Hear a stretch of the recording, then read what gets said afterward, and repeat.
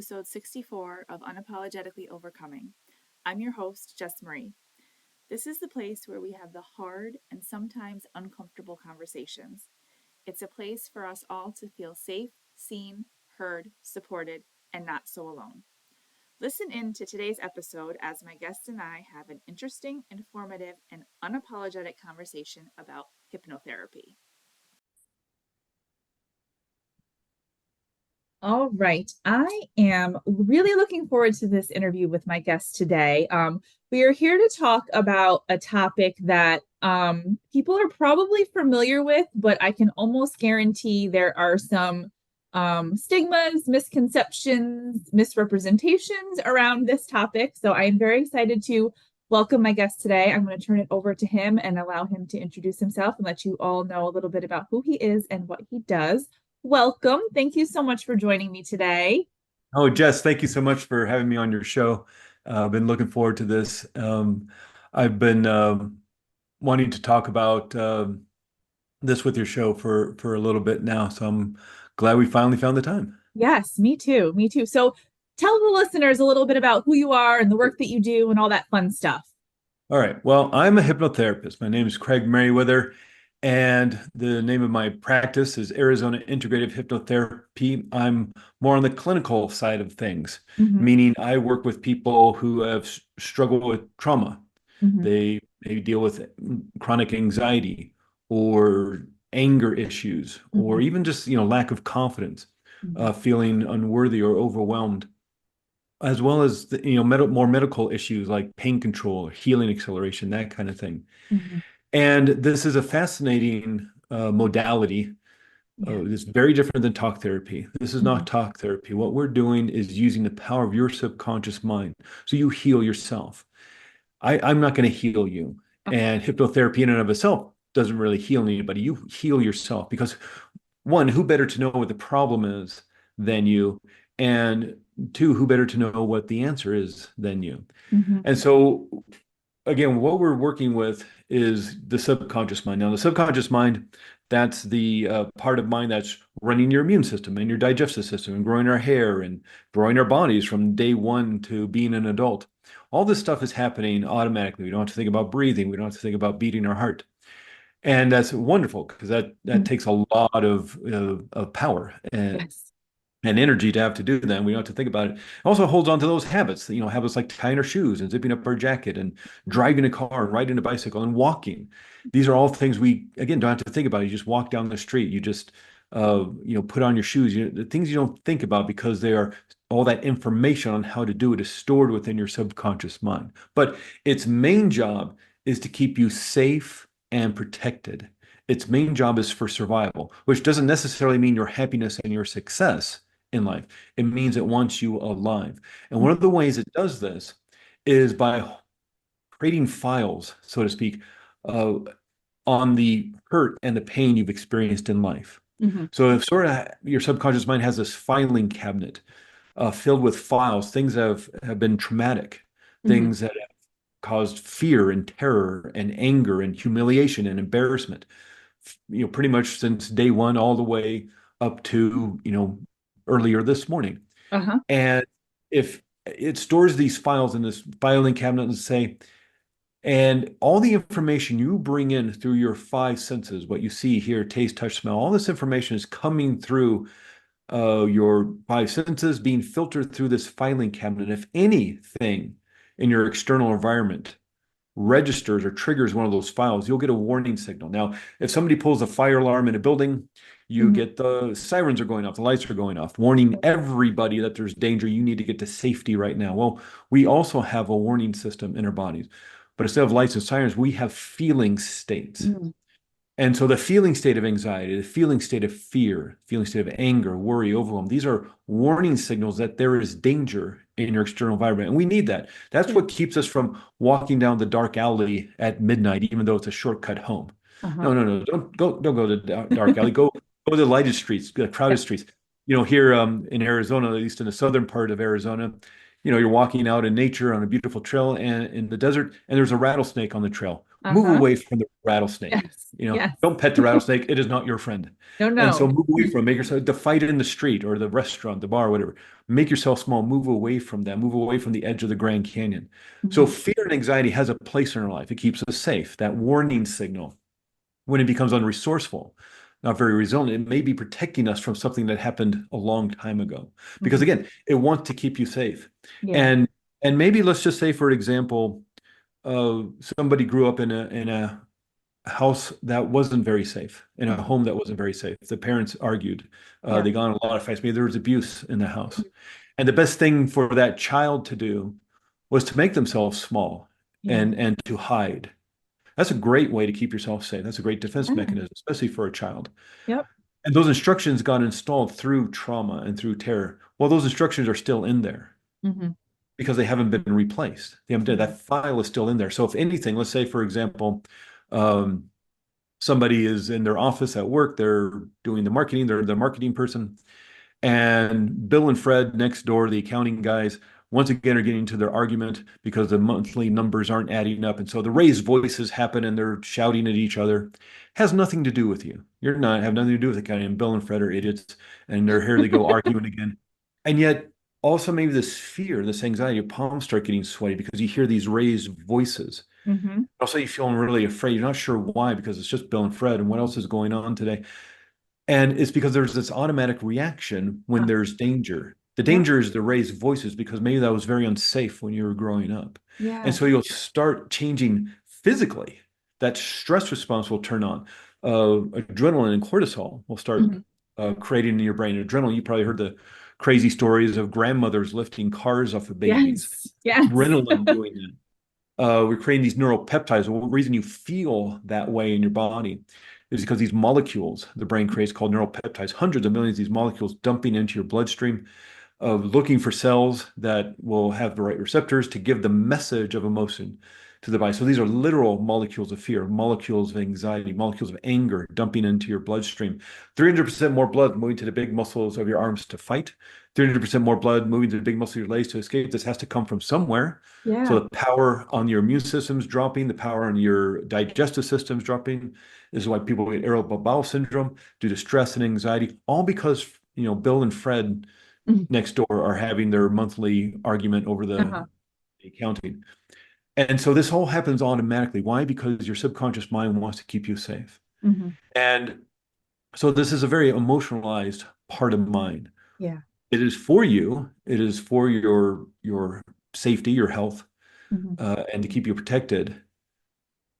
It is for you. It's not against you, but its main job is to keep you safe and protected. That's subconscious mind. Conscious mind is that logical part of mind, that analytical part of mind, that part of mind that um, creates your goals, creates the plans to achieve those goals, the willpower, to get Yep. up an hour early before work to go to the gym. That's the conscious part of mind. But what neuroscience says is that conscious mind only makes up 5% of mind. Subconscious mind makes up 95% of mind. So whenever there's conflict between the logical mind, the analytical mind, and the emotional mind wins every time. That's why you can sit there and think, why am I getting upset by Bill Uh-huh. and Fred arguing Yeah. next door? It doesn't make any sense. No, it doesn't make any sense. Hmm. Logically, it doesn't. Right. And it's difficult to talk about with your friends or maybe even a counselor or a therapist or Yeah. something because logically it doesn't make any sense why you're getting upset with these two idiots next door arguing once Uh-huh. again because it's all in the emotional mind. And that's the difference between talk therapy, what happens in talk therapy, which is very helpful, very Uh-huh. useful. Uh, but the difference between talk therapy and therapeutic hypnosis Hmm. in that you know what the problem is because your Right. subconscious mind is trying to protect you from it. Yeah. And so that emotional state you're feeling in your body that's literally creating a physical change within your body, right? Turning on the stress response, the fight or flight response, the sympathetic nervous system, and doing all those changes of blood supply into the big muscles and all that. That's happening automatically because it's trying to protect you. It Mhm. knows what it's trying to protect you from because it doesn't happen all the time. It Yeah. only happens in certain instances. And maybe you're consciously aware of what those circumstances are. Maybe it's all unconscious. Hmm. Sort of like the person who maybe they were in a car accident when they're 12 years old. I'm not driving, obviously, but they're in the back seat of Yeah. a car and they got in a car accident with a red pickup truck Uh-huh. head-on collision.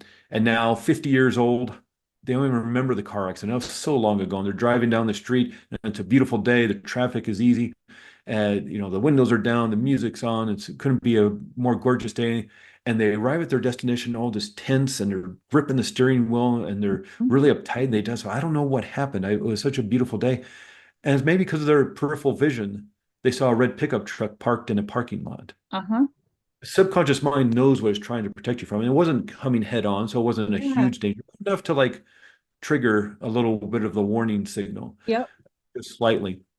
And so this is where people can you know feel emotions and not really understand why. Your subconscious mind knows exactly why Yeah. it's changing that way. To change your brain chemistry in that way can only happen in the way we're talking about right now, is through a thought or a memory, Uh-huh. whether it's conscious or unconscious. So it Yeah. knows why it's doing it. And so that's where the power comes. Hmm. In that I'm not here to figure you out or even to fix you. Hmm. Hypnotherapy in and of itself, again, is not here to figure out or fix you. You're going to fix yourself because, Yeah. again, you know what the problem is, maybe unconsciously. But again, that's the part of the mind we're using, the Yeah. unconscious. And so there's where the power comes. And there's nothing magical or mystical about this work. And what you started off a few minutes ago, just talking about, there's a lot of baggage to Hmm. this work. It's Yeah. unfortunate due to the naming of this work, and also the using the same terminology for the entertainment side of things. Yep. And whether you've maybe seen a show in Las Vegas or a Uh-huh. comedy club or a YouTube video, let alone what's going on in movies and TV shows. But Yes. a lot of people, they say, "Oh, I don't want to, have them make me bark like a dog or cluck like a chicken." It's like, one, why would I do that? That's an Yeah. odd thing. Right. Maybe once or twice at the beginning, but after a while, that's got to get kind of old. But one, Yeah. what a strange thing for me to want somebody to do. Uh-huh. And but also, I think it's more of that loss of control. Hmm. And again, it's just not that I can make anybody do anything. Right. I can't. Otherwise, smoking cessation, which is what hypnotherapy is really famous for, Yeah. that'd be 100% guarantee. I Right. can make people who don't want to quit smoking, I can make them quit smoking, Right. but I can't. I Yeah. can make everybody pay me $1,000 for every session. I Yeah. cannot, Right. because they don't want to. If you don't Yeah. want to quit smoking, you're not going to quit smoking. Right. If you don't want to pay me $1,000 every session, then you're not going to do that. We're going to Yeah. have a more reasonably priced session. And Uh-huh. so I can't make anybody do anything they don't want to do. And well, I saw this Las Vegas show. It's like, Hmm. yes, everybody up on stage volunteered to be up there. Yeah. They Right. wanted to be up there. They bought a ticket to the show. Once Yep. one, they wanted to go. Oh my God, there's a hypnotherapy, or not Yeah. hypnotherapy, but hypnotist show, I guess. And let's go to that. And then they pay money to buy a ticket. They sit Hmm. in their seat, Yep. and when the hypnotist comes on, hey everybody, we're here to have a fun time and have a great. Who wants to come up on stage and have a really fun time? And all these people raise their hands. And who's Right. the hypnotist going to pick? The person not wanting to go up on stage is like, oh, I'm not going up. Yeah. No, they're picking the person who's jumping up and down and waving their hands. Me, me, me, Yep. me. Yeah. Because they're so excited, and Right. this person has to give a good show. Yep. People paid a lot of money to be entertained. Hmm. And so, 10, 12 people who all volunteered to be up there, and they go, once they get up on stage, they go down the line, what's your name and where are you from? And do you want to go into hypnosis and have a really great time? And yes, we do. Yeah. Because they want to do it. They say yes like 7 times between Uh-huh. buying the ticket to getting up on stage. Uh-huh. And the reason they do that is because they're extroverts, they're Right. exhibitionists. Yep. They want to be up there. They want to Uh-huh. look funny in front of their friends. They want a funny video to put on YouTube or TikTok or Instagram or whatever. Yeah. They want to have fun. And guess what? They do. They Yeah. have time. Yep. And so, what if you want to heal? What if you do want to quit smoking? What are the chances that you can actually do that? Yeah. And so that's what we do. Again, there's nothing magical or mystical about this. In fact, the word hypnosis comes from the Greek god Hypnos, Uh-huh. who is the Greek god of sleep. And Right. back in the 1850s, there was a doctor in England by the name of Dr. James Bard. He was a surgeon. And back in the 1850s, there's no fancy hospitals, there's no Mhm. fancy anesthesia. If you're a commoner and you had to have your leg amputated, you're biting down on a stick. Oh my or God. you're, I can't you know, imagine that. My yeah, gosh. and or like a blow to the head to knock you unconscious. And so what Jeez. Dr. James Bard started doing was using this deep, deep, deep, deep trance state to put people so far under into trance it looked like they were in a coma. And then you could do amputation. You could cut people open and take out Oh. tumors and sew them back up. You could deal with war wounds and injuries and all sorts of things. Now, Uh-huh. he, of course, did not invent trance states, certainly over in India and Egypt and South America and Aboriginals of Australia and all sorts of places. They're using trance in their healing and spiritual work thousands upon thousands upon thousands of years ago. Yeah. But Dr. James Barr started using it in 1850, Uh-huh. needing a word to describe this coma-like state to his colleagues and to write about it. He decided to name it after the Greek god of sleep. And so he Mm. named it hypnosis. And ever since then, this word has grown to encompass all sorts of these trance-like states, something even trance states that we find ourselves in every day. Uh-huh. If you've ever had the experience, Jess, or your listeners have ever had the experience of just driving home after work or after picking up the kids from school or whatever, and you start thinking about, oh, the presentation I have to get ready for work on tomorrow, or the PowerPoint presentation I got to get together, or I got people coming over, I got family coming over on the weekend, I need to get the house together. And you Uh-huh. start thinking about all these things, your to-do list, start future thinking, and all of a sudden you find yourself in your driveway, your Yeah. parking spot, or your garage, or whatever, and you Yep. can't remember the last 5 or 6 blocks. You just put yourself in a trance state. Yes. You Yeah. put yourself in a hypnotic trance state. Yep. Now, your subconscious mind took over the driving, just like it takes over tying your shoes or Uh-huh. walking down the street or riding a bicycle. Things you don't have to think about because you've done it Yeah. multiple times. Yeah. If you lived in that home or that apartment or wherever for a couple of years, Uh-huh. 365 days a year, if you lived there 3, 4 years, you've driven home thousands of times. Right. Probably Who do it knows with how your to eyes do it? closed. Yeah, and so you just drive home, and or anything. You're at a Yep. meeting at work, or Hmm. you back. You remember back in school, maybe there was a class that you didn't like so much, so you just started daydreaming, Yep. and you Zone started out. staring out the window, and you don't hear what the teachers. That Ferris Bueller, that famous scene in Yes. Ferris Bueller where all the kids are just drooling on the tables.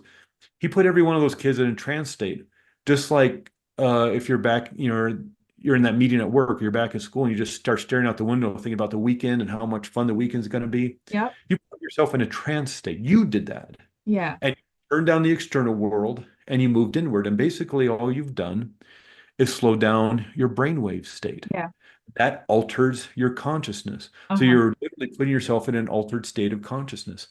And again, it's not scary or anything. It's just kind of a fancy terminology for slowing down how fast the neurons are firing.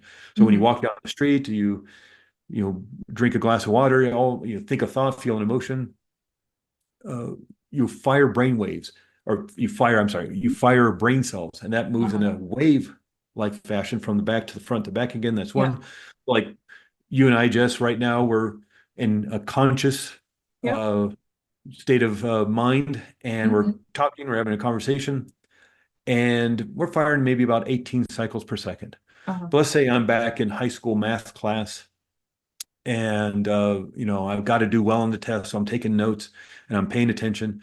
But man, this is really boring for me. I'm firing at 18 cycles per second. I need to do well on this next test, but I just start doing one of these. I start staring out the window, Hmm. and I'm thinking about the weekend and how much fun it's going to be.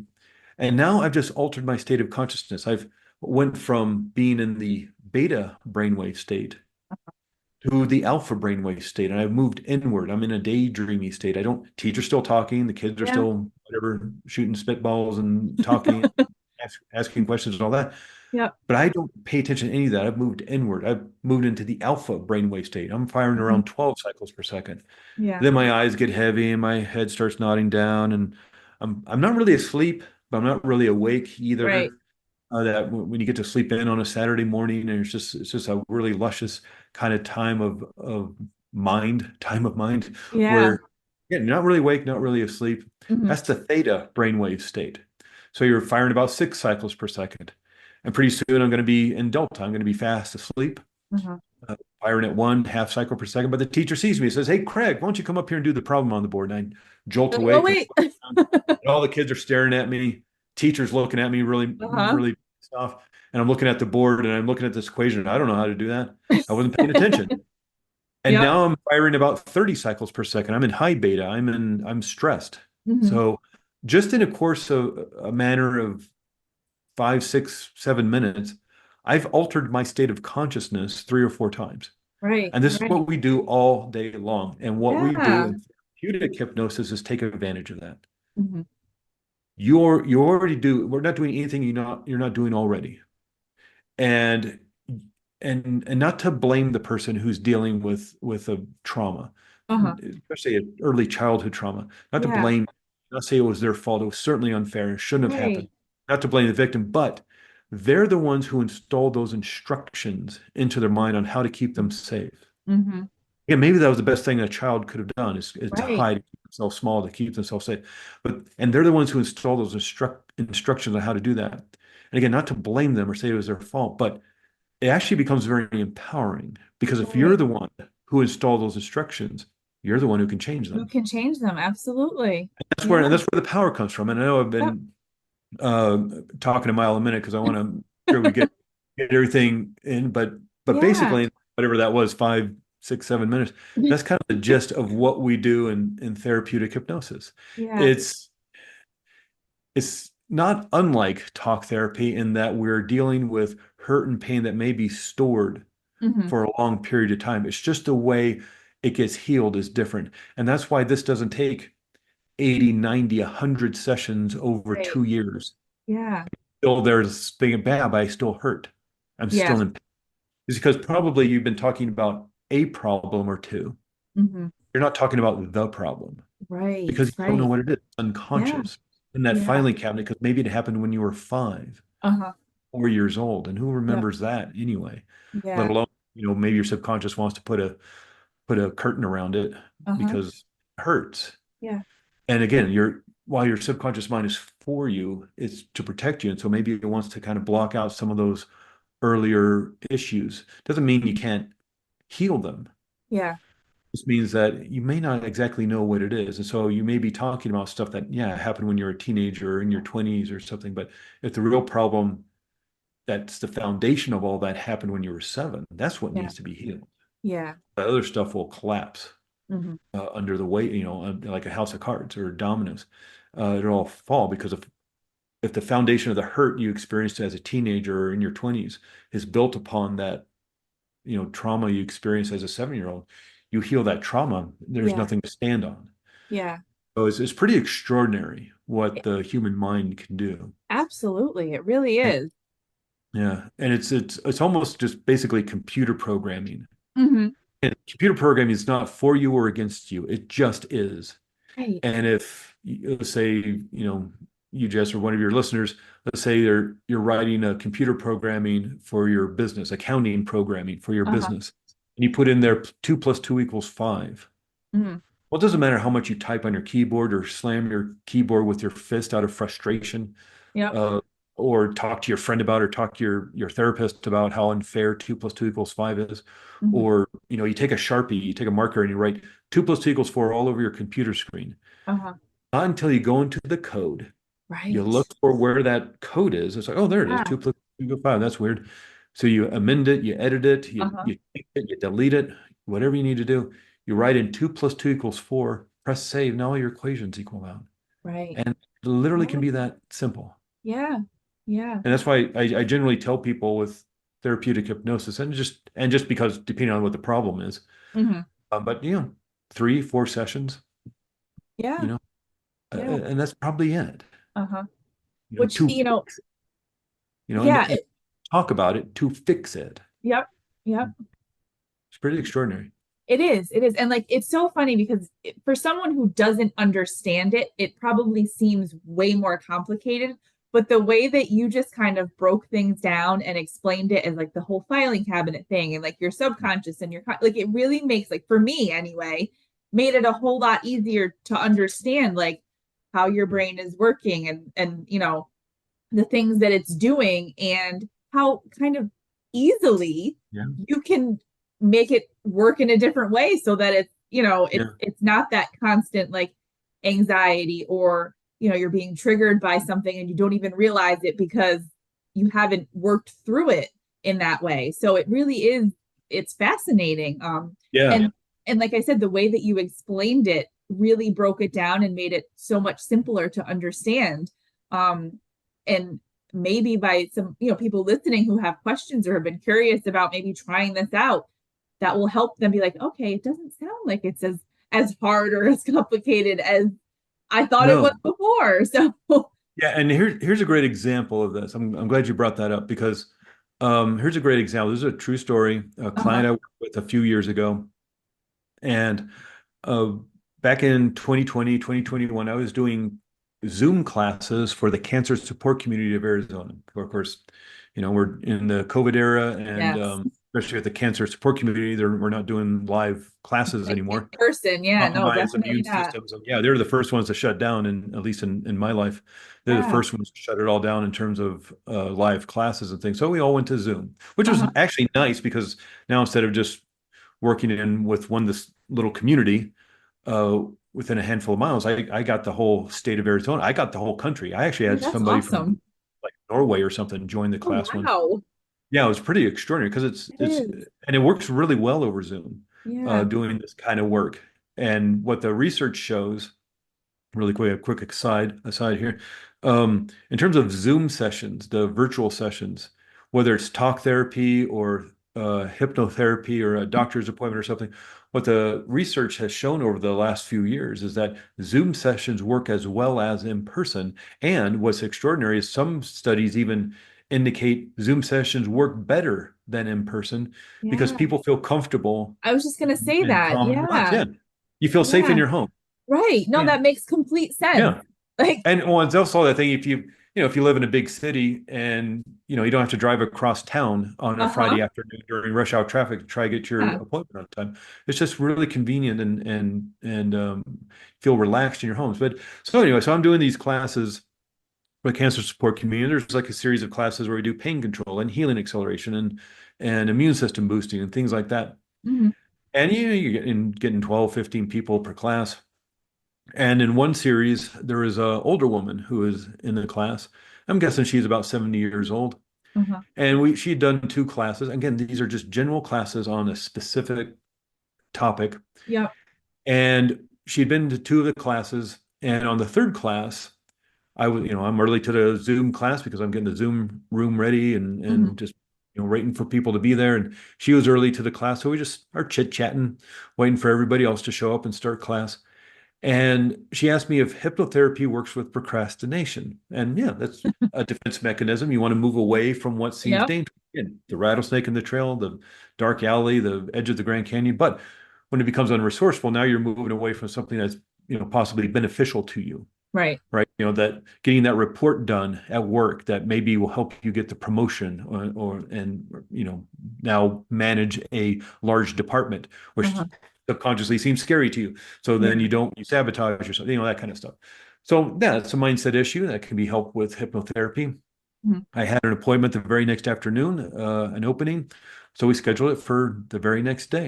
And Uh-huh. what's fascinating about this work is once you realize healing is going to happen, your subconscious mind, the gears start turning. It's like, well, we can work on a problem, but Mhm. not, why not work on the problem? Yeah. And so when she got to the appointment just 24 hours later, she says, I know I told you I wanted to work on procrastination, but what I really want to work on is why I don't matter in life. This is a 70-year-old woman who thinks she doesn't matter, who feels Oh, she is worthless in the world. Yeah, it's extraordinary. That it must really hurt, to yes. feel that. And so you feel that in the body somewhere. You could Yeah. literally point to this is where I feel anxiety. This is where I feel anger. This is where I feel unworthy. There's Uh-huh. different places people feel stuff. You Yeah. feel that way in the body. Remember, you have to change that brain chemistry. The only way to change that brain chemistry in that way is through a thought or memory, even if it's Mhm. unconscious. Yeah. So there's a connection, there's a tether. Sometimes it's just as easy to follow the feeling state back Hmm. to the thought or the memory that's creating it, even if it's unconscious. And so that's what we did. We started the work and we get to a point where it seems the best way to deal with this is to heal the original issue. Uh-huh. And so we're doing a regression Yep. and we're doing the countdown 10 down to one. And by one, you'll be at that very first time you've ever felt that feeling, the origin of that feeling. Uh-huh. 10 down to one, and I ask her, "Where are you?" And in her trance state, she says, "I'm standing up in my crib, and my father's screaming at me because I won't stop crying." And I don't know, standing up in a crib, that's what, 12 months old, 14 months old. Yeah. And, if she's 70-ish years old, that's maybe the late 1950s, early 1960s. And Uh-huh. maybe fathers back then weren't taught how to be the nurturing parents, or maybe her Right. father wasn't the greatest father in the world. Uh-huh. And maybe dad's having a bad day, a bad week, a bad life, mom's out of the house, and the baby Uh-huh. won't stop crying. He doesn't know what to do. And the only thing that comes to, he just wants some peace and quiet. And the only thing he can think to do is to scream louder than the baby and tell the baby to shut up. And in that instant, that child, like all of us, whether a child, a teenager, an adult, we need to justify what's happening to us. Yeah. This is terrifying. This is Yeah. scary. And here's this person who's supposed to nurture her and love her and protect her, and now it's screaming at her. Hmm. And that child, the only way the mind of the child could justify why this is happening is, well, I guess I don't matter. Hmm. I guess I must be worthless. Now, is that true or is that false? It doesn't matter. That's the Right. instructions that were installed. That's what kept that child safe in what may have been an abusive household. Yeah. Maybe it was just dad having a bad evening, Right. and Right. doesn't know how to take care of the baby because he's a Uh-huh. man of the 50s. Yeah. But in that instant, that child needing a way to explain this, to justify it, came up with, I guess I don't matter. I guess Oh, I'm worthless. And held on to those instructions for some 70 years for a until long one day she time. decided to change it. I Uh-huh. never saw her again after that. She healed it. Because again, she knew Wow. what the problem was, Right. and she knew what to do to heal the child. And Uh-huh. she did. And we Awesome. check up on each other over the Hmm. course of a year or so and email back and forth every few Uh-huh. months. Doing fantastic. Oh, that's So awesome. basically, she did about two or three general sessions on a medical issue of pain control, healing acceleration, that Uh-huh. kind of thing in a generalized setting of a class. Did one solo session Hmm. specifically on an issue she didn't know the cause of, Right. and walked away healed. Wow. That's That's incredible. how powerful, not I am or hypnotherapy, that's how powerful you are. Yeah. And so this again, this doesn't take a long time. Now that was her specific situation, Right. and she had primed her nervous system with a couple of generalized classes Hmm. and she learned how to relax the mind and the body to get Yeah. into the trance state Yeah. to heal. And we just took it a little bit deeper. She was Yeah. already swimming in the pool. I'm lifeguarding.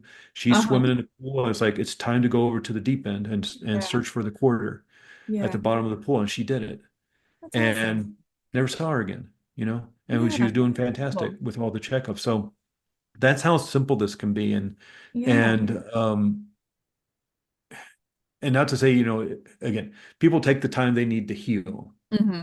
This isn't going to take 80, 90, 100 sessions over Right. years to heal this. You Yeah. know, you're allowed to, change the instructions within your mind anytime you Hmm. like. It's just Hmm. most of the time, nobody tells you you can do that. Yeah. Yeah. Yeah. That's awesome. And Yeah. I feel like you basically answered all of my questions that I Oh, had in all of that explanation, which is awesome. yeah. So I don't want to run out of time. So Right. I'm going to ask you, I ask all of my guests this question. I'm really big on inspirational quotes and messages. So I always ask my guests if they have one that resonates with them that they would like to share with the listeners. And I mean, it can absolutely relate to this topic that we covered, or it can just be one that like you carry with you that you Yeah. really like. Well, this is one I carry with me, and it's from Maya Angelou. Maybe other people Mhm. have said this one because it's a really great quote. Love her. But she says, I've learned that people will forget what you said, people forget what you did, but people will never forget how you made them feel. Hmm. And I take that with me a lot because especially like tonight, we're my wife and I are going to a friend's birthday party. Uh-huh. And I know, I can talk about myself and my day and the latest movie I just saw or the TV show Yeah. I'm watching on Netflix. But it's really what they're going to remember is how I made them feel and Absolutely. like, you know, asking them how they're doing, Hmm. what's going on in your life and Yeah. making them, you've heard that maybe at a networking event, you know, make that person feel like they're the most important person in the world and they Yes. will remember you. And Yeah. there's a lot of truth to that. Absolutely. I love that so much. I love my Angelou quotes. I actually have one tattooed on my arm Oh, of wow. hers. So I love all of that so much. And it's so true because people do really remember how you make them feel. Even like Yeah. complete strangers. You know what I mean? Like if you compliment someone out in public, like I remember, I feel like I'll be out in public somewhere and my son will be with me and someone will say something to me and he'll be like, "Did you know them?" And I'm like, "No." He's like, Yeah. "Oh, they were just being, yeah, they were just being nice." Like there's so much power in something so tiny as just making someone feel good. So, Yeah, just making the cashier who has the yeah. world's probably worst job because Uh-huh. everybody's by the time they get to the front of the store, they're grumpy. They Yes. the store didn't have what they wanted. Now they get to Yep. go and they're frustrated, and this Hmm. person has to deal with that for 8 hours standing on their feet. Make Yeah. them feel wonderful, or the waitress or the waiter or Yeah. something. And even just even small things. I remember there's was a wonderful interview with Ian McGregor, Hmm. the actor. And of course, he's famous for playing the young Obi-Wan Kenobi in the Yeah. Star Wars films. Uh-huh. And he says he likes to go, like whether it's a grocery store or an airport or something, there's those automatic sliding doors. He always Uh-huh. likes to hand gesture walking into the door so it makes it look like he's using the Jedi Force to To open the open the door. doors. And he says he does it for himself, but he also hopes that somebody sees him. Mm. Because if he's doing that and they just see him out of the corner of their eye, that will maybe bring a smile to their face. Yeah. That's just this dumb little stupid thing Yeah. that he just hopefully makes somebody's day a little bit better because they Yeah. thought that was funny and they saw him do it and what he wasn't doing a big spectacle of it. He was just Mhm. waved his hand a little bit and they saw him do it and it made them smile. Yeah. It made them feel better. And You sometimes all it takes is something that know. small to make a big difference. So I love that. Um, Real quick, where can people find you? Social media, Sure. websites, all the info. Yeah, the best way. The name of my practice again is Arizona Integrative Hypnotherapy. I try to find really complicated names that are hard to spell, and so. But I live in Flagstaff, Arizona. Do most of Okay. my sessions over Zoom nowadays, but I live in Flagstaff, Arizona. So if you just Google searched Flagstaff Hypnosis or Flagstaff, Arizona Hypnosis, you'll see Okay. Arizona Integrative Hypnotherapy pop up. There's also, I Awesome. have a test anxiety course, not to give you Oh, test anxiety, but to eliminate test anxiety and to build confidence. It's a little easier to remember, and it's called ACE Any Test. okay. And that's a easier way to kind of remember how to get in touch with me. All right. We're back real quick to wrap up so that I can ask my last question. Which I really do love hearing people's answers to this question. So I'm happy that we were able to hop back on quick so that we could do this. How do you show up in the world unapologetically? I've been thinking about this because we were scheduled for a week ago or so, Yeah. and so I've had an extra week to kind of think about it. And Hmm. I really think the way I show up unapologetically is that at this point in my life, at the age I'm at, I have enough confidence in myself Hmm. that other people's opinions of me don't matter to me Uh-huh. because they don't know me. And so whether they especially as a hypnotherapist, maybe that's what gave me all the confidence is knowing how powerful this is and knowing there's a lot of people who have a certain opinion of what a hypnotist is all about. Uh-huh. Gave me my own ability to stand in the power of my own strength. And maybe that comes with age. Maybe that's just Yeah. the work I do, or Uh-huh. I don't know, the books I've read or something.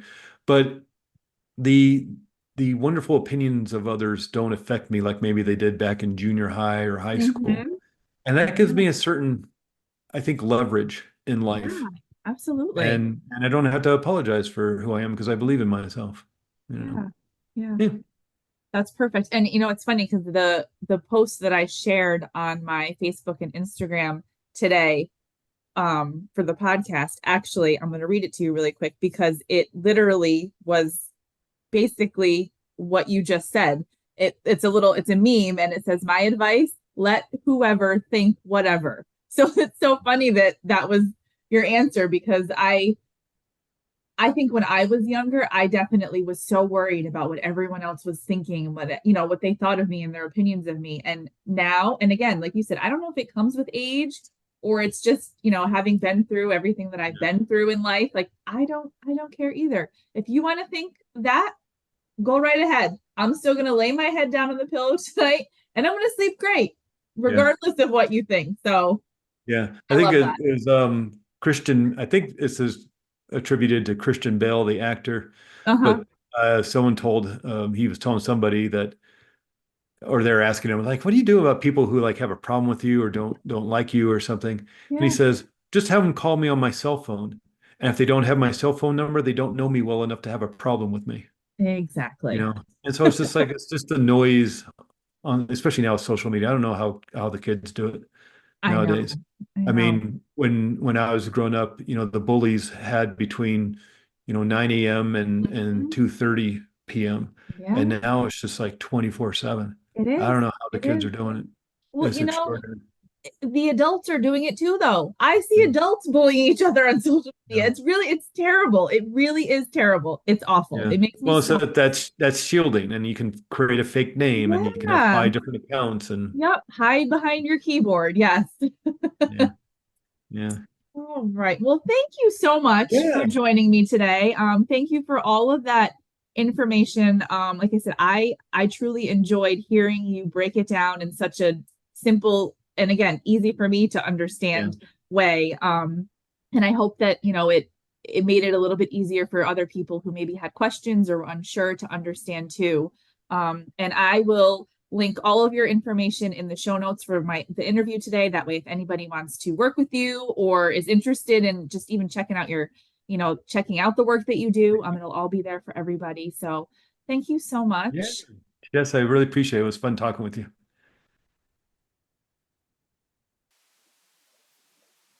This episode was filled with so much information about hypnotherapy. If you'd like to learn more about the work Craig does, all of his information is linked in the show notes for today's episode. If you'd like to connect with me, please check out my website, www.unapologeticlifecoachingllc.com, and make sure you're following me on Instagram at unapologetically_overcoming. Also, please rate and review the podcast. Your feedback means so much to me, and it also helps other listeners find the show. Thank you again to Craig for joining me today. Thank you all for listening, and remember, be kind to yourselves, be kind to each other, and be unapologetically you.